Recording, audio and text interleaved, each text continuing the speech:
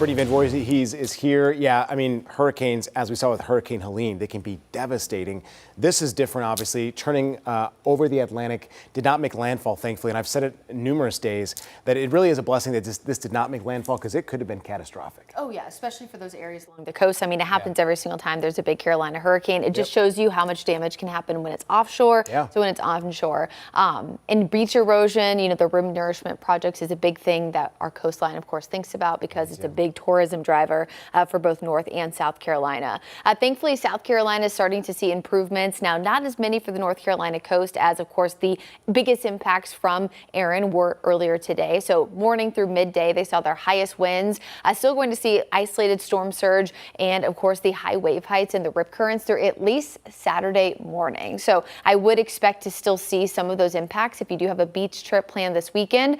Remember that rip currents especially can catch you off guard. A bright sunny day can still have those rip currents. Thankfully, by this time on Saturday, we will see wave heights return to normal, about 5 to 10, even offshore. However, again, the rip currents will stay high through Friday, Saturday, and then start to transition to moderate Sunday and Monday. And again, this is a general trend based on our coastal spots. That doesn't mean that, you know, for example, Hilton Head might be moderate while Nags Head is high. This is just a general idea. I always put the peak at highest, right? So better to be prepared than not prepared over the next few days.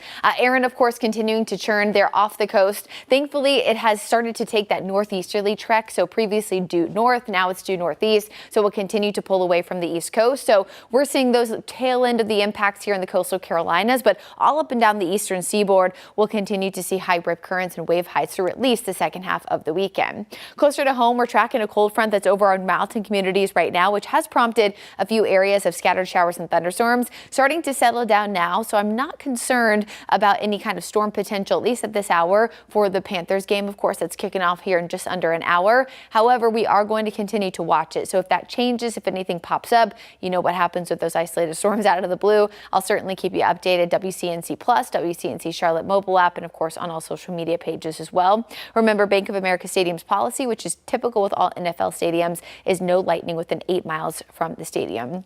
Now, we'll see more areas of rain Friday morning. In fact, it could be a pretty messy commute for most of the area. Lots of cloud cover with high temperatures only in the low 80s, both Friday and Saturday, as both days will actually start with some rain, both Friday and Saturday mornings, with some clear conditions by the afternoon. So not a bad weekend by any stretch, but I do think Friday and Saturday will be noticeably cloudier and with a noticeable chance of rain, again, especially in the morning. Sunday's a little bit more typical, temps upper 80s to near 90s, scattered storms in the afternoon, but a secondary cold front comes in early next week, and we get a nice little taste of fall. Now, we're likely going to see at least one more day at 90 degrees before the end of the year, just based on normal trends, but this will be a nice cool down to end the month of August. You can see for multiple days will be substantially cooler than average, with those low 80s and maybe even a few days in the upper 70s. Well, what comes along with that?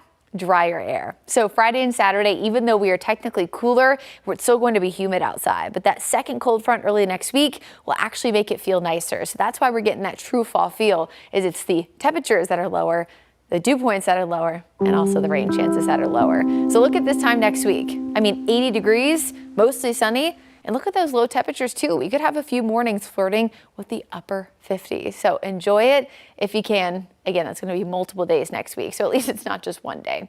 Before we get there, of course, CMS first day of school is on Monday. Temperatures still in the upper 80s, close to 90, so it'll still be a pretty typical start to a new school year. But I mean, if the kids are getting recessed by this time next week, it's going to be a nice little change for the first week of school. Absolutely, it will be. Thank you, Brittany.